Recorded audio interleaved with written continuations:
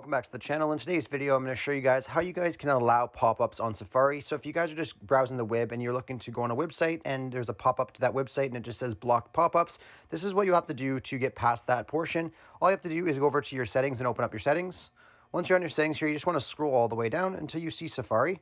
Once you find Safari here, you just want to go ahead and click on it.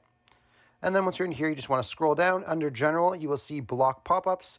Now, typically, if you want to block pop-ups, it'll be on just like this and won't allow any pop-ups like that to come up on Safari. But if you want to allow pop-ups and be able to access them, you just want to toggle it off just like that. When it's turned gray, you're good to go.